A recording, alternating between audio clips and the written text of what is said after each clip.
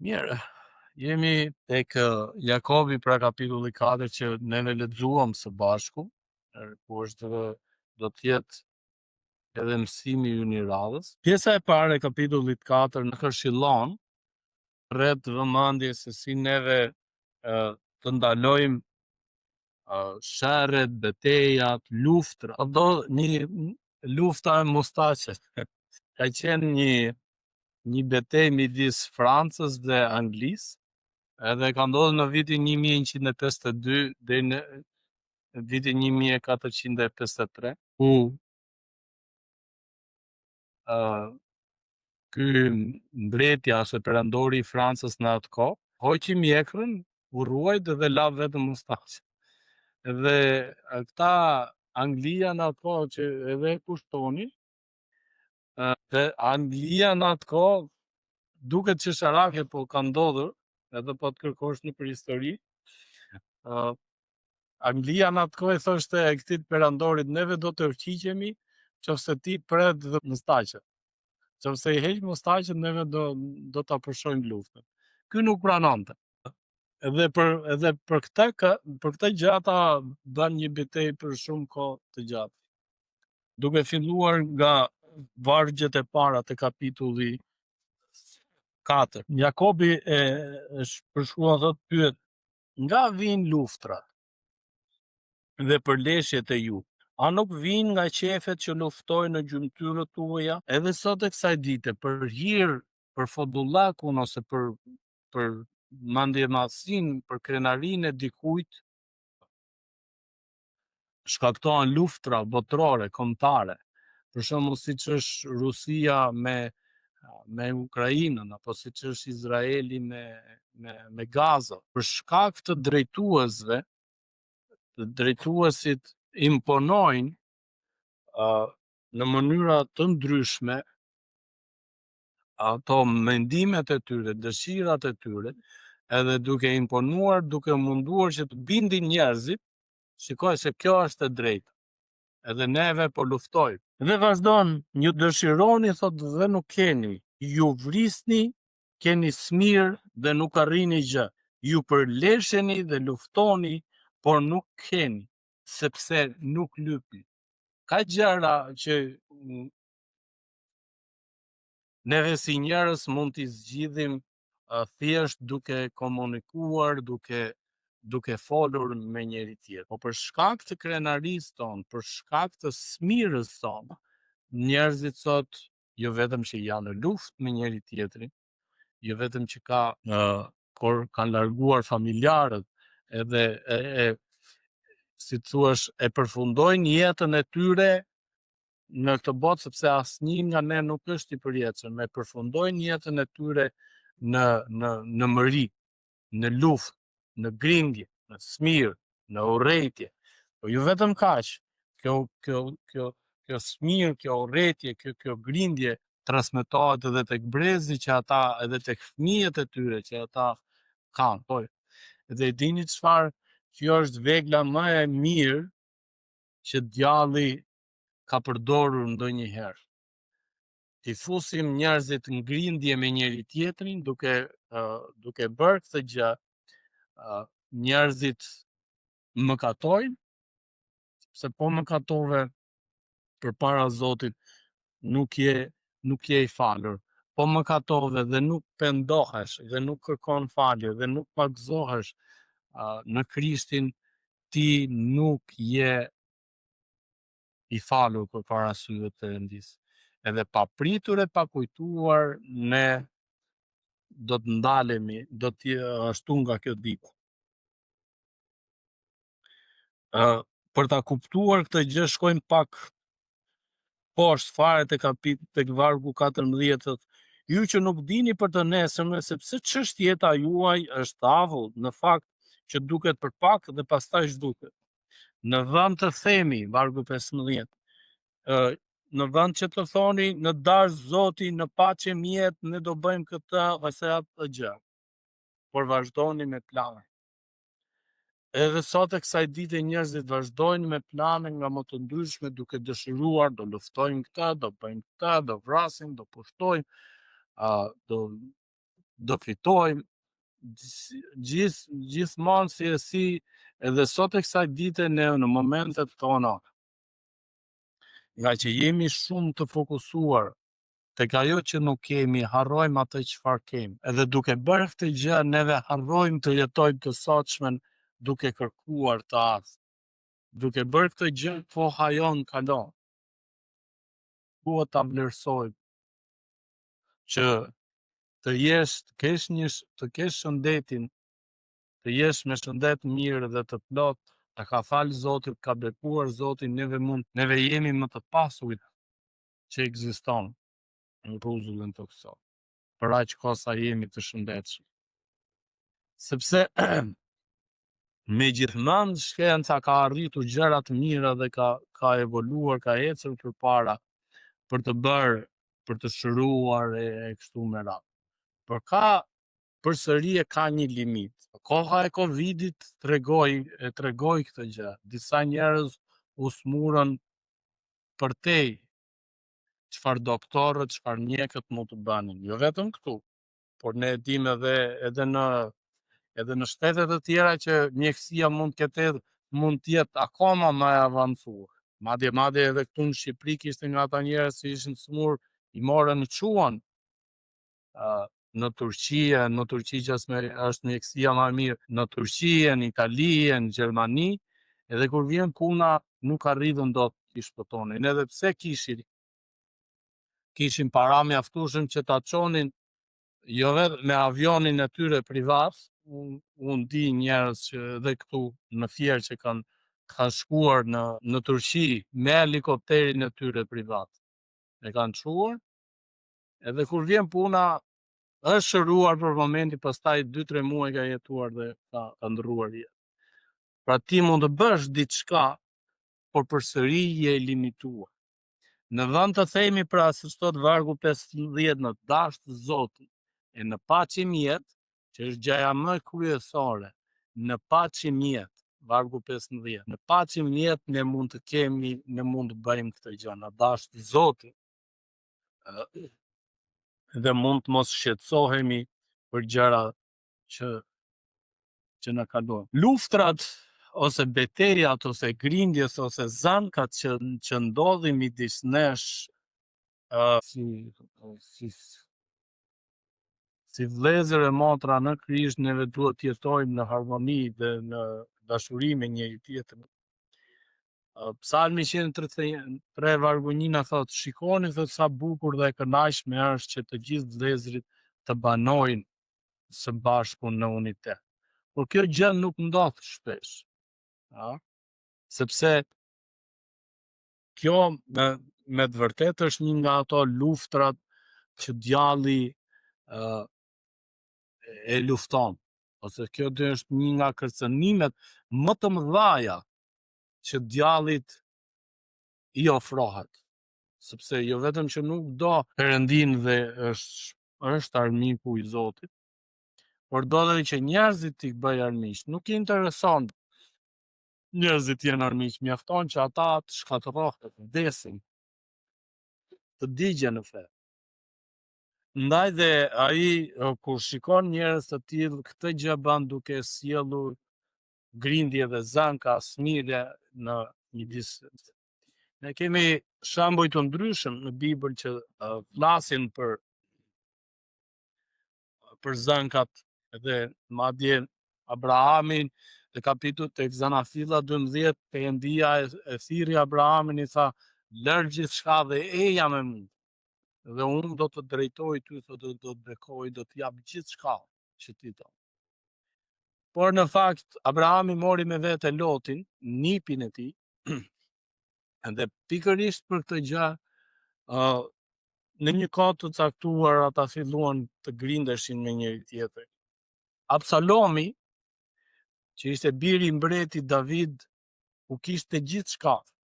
Davidi ishte mbret, e caktoi Perëndia dhe e mori mbretërinë e atij Saulit, sepse ja dha Perëndia, pas një kohe ku të gjithë bijtë e tij kishin marrë pasuri, kështjella, e kishin gjithçka, pastaj po kërkonin që një nga shka ishte Absalomi, e një nga gratë e tij, edhe bëri që kërkonte që ta merrte të gjithë mbretërinë, ndaj dhe ai i shpalli luftë. Disa grindje që mund të ketë në midis vëllezërve ose midis kishës është lufta e klasave, që është edhe sot, por dhe edhe në atë kohë ka qenë.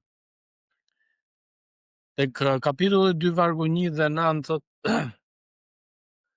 mos tregoni anësi, thot. I thot Jakobi këtyre, sepse nëse dikush i pasur vjen tek ju në kishë dhe ti i jep atij që të ulet në vendin e mirë në qoshe, por nëse të vjen dikush që është i varfër, që vjen ere keqe, e ti thua që në rati la, se hulu këtu poshtë të kam, nuk e lejon as të hundet nga rrike. Kjo është të tregosh anësi, sepse të dy ata kanë shpirtin, frymën e jetës që Zoti ja ka dhënë, pavarësisht se si ata janë fizikisht. Te kapitulli 5 vargjet 1 deri në 6 na thot ata që ofrojnë punë, e jeni tani ju apostanik, qani vajtoni për mjerimin që do të vijë mbi ju. Pasuria juaj u kalb dhe rrobat tuaja i briti tenja. Ari dhe argjendi juaj u ndryshkën dhe ndryshku i tyre do të jetë një dëshmi kundër jush. Dhe do t'ju përpi mishrat si zjarr. Keni mbledhur thesarin në ditët e fundit. Ja paga që u keni ngrënë punëtorëve që ju korrët, arat, po këlqet dhe klithmat e tyre që korrën arritën në vesh të Zotit të ushtrive. Jetruat mbi tokë ndër qefe dhe në luks. I majmët zemrat tuaja si në ditët të theurit, dënuat edhe vratë të drejtin, ai nuk ju kundërshtoi. Për gjithë ata pra që ofrojnë punë, e kanë në aty ku punojnë, aty ku jetojnë në biznesin e tyre ose në diçka të tyre, kanë punëtor, po tregon pa të drejtë, nuk i japin pagën që i takon. Zoti thot, do të marrim. Ne vedim që shumë njerëz të ndryshëm kanë luftuar, e kanë arritur pasurirat mëdha, po përsëri janë kalur. Janë prishur. Neve qyteti këtu në Fjerë është mund të jetë një nga shembull, ka shumë vila, shtëpia luksoze që shikojmë nëpër qytet që nuk banon njeri. Ata janë larguar ose prindrit mund të jenë vdekur edhe ata fëmijët janë larguar jo Tiranë ose jashtë Shqipërisë, edhe nuk duan të vinë më këte. Madje kanë ata që thonë, i thonë, po të gjejmë në një njeri të mirë vetëm të jetojë falas, atje paguaj ujë e dritë, po vetëm që mos të prishet shtëpia. Ka luftra, ka grindje midis njeri tjetrit në kishë. Jakobi te kapitulli i 4 që neve jemi duke lexuar, ka grindje pra dhe ai po përpiqet të rrasë shokotët. Ju çfarë bani? Ka vinë luftra në përleshje, a nuk vinë nga qefet që luftojnë në gjymtyrët tuaj? Ju dëshironi dhe nuk keni, ju vrisni, keni smirë dhe nuk arrini gjë. Ju përleshni dhe luftoni, por nuk keni, sepse nuk lypni. Dhe vargu 30, ju lypni, nuk merrni, sepse lypni keqas që të shpenzoni për qefet tuaj. Jep 10.000 lekë, 15.000, 20, 100, varet simas shoqërisë që kanë, dhe kanë arritur shumë borxhe të mëdha, që për ata edhe nga ata që pianecët, që pinë alkool, edhe nga ata që duan të bëjnë qefe të ndryshme, të largohen, lozin bixhos, lozin kumbar, e nuk duan t'ja dinë. As që vrasin mendin për të kthyer.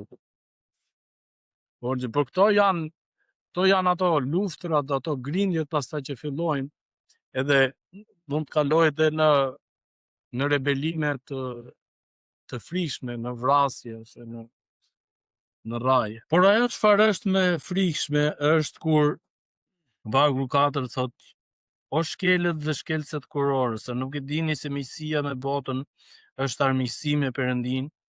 Ai pra që do t'jetë mik i botës bëhet armik i Perëndisë.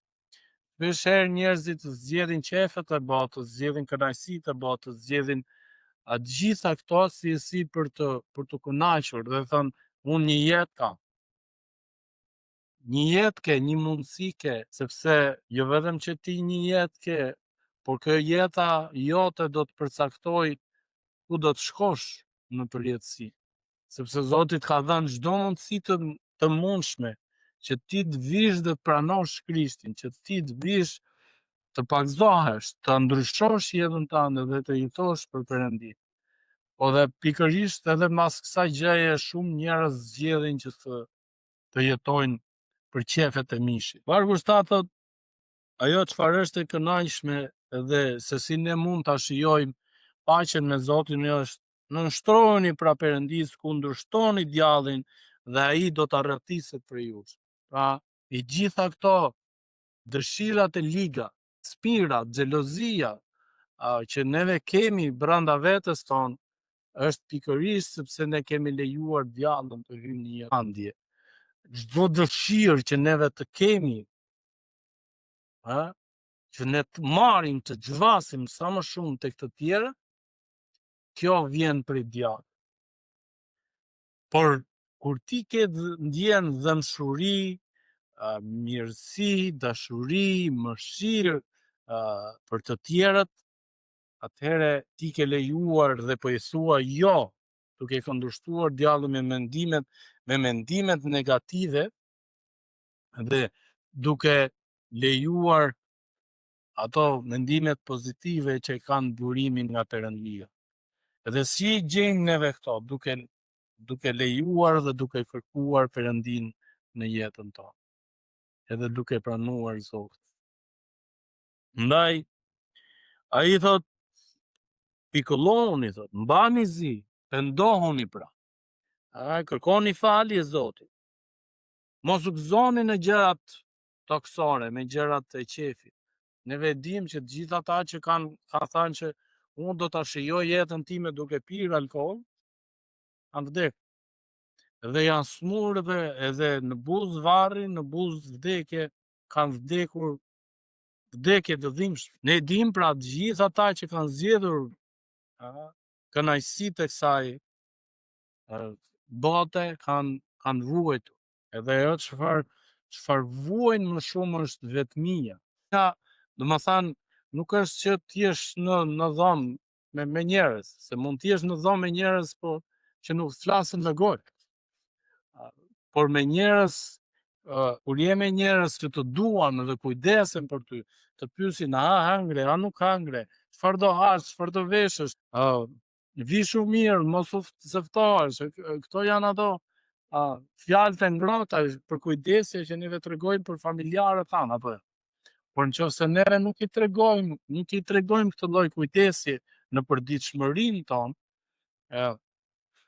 me të afërmit tanë, me të dashurit tanë, me familjarët tanë, atëherë vetvetiu ky i afërm i familjes tonë do të ndjehet i vetë.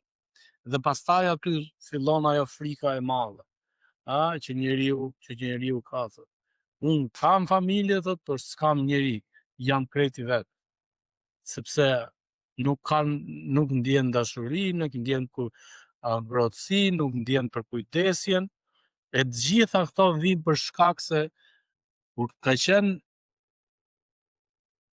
i fortë, kur ka qenë me mundësi ekonomike të mirë, ka zgjedhur që të jetoj për botë, e të jetoj për kënaqësitë e vet. Ndaj dhe njerëzit do të vinë një kohë dhe nuk thejnë dhe kurrizin.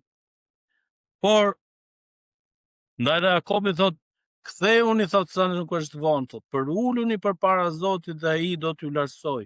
Mos flisni keq për njëri tjetrin vëllezër. Ai që flet keq kundër vëllait dhe gjykon vëllain e tij, flet keq kundër ligjit dhe gjykon ligjin. Dhe po të gjykosh ligjin, nuk je zbatues i ligjit, por gjykatës. Vetëm një është ligjvënësi, ai që mund të shpëtojë dhe të shkatërrojë. Por ti kush je që gjykon tjetrin? Ne në vend që të bëhemi miq, vëllezër, shok, jetojmë në harmoni me njëri tjetrin, ne bëhemi gjykatës për njëri tjetrin, ne bëhemi egoist për njëri tjetrin, ne bëhemi xheloz për njëri tjetrin, ne dëshirojmë të keqen për njëri tjetrin, nuk dëshirojmë të mirën dhe harmoninë. Edhe kjo është për shkak se neve lejojmë djallit të marri vend në jetën tonë. Mirë, paqja dhe hiri Perëndis qoftë me gjithë secilin për hir të Zotit ju bekoj.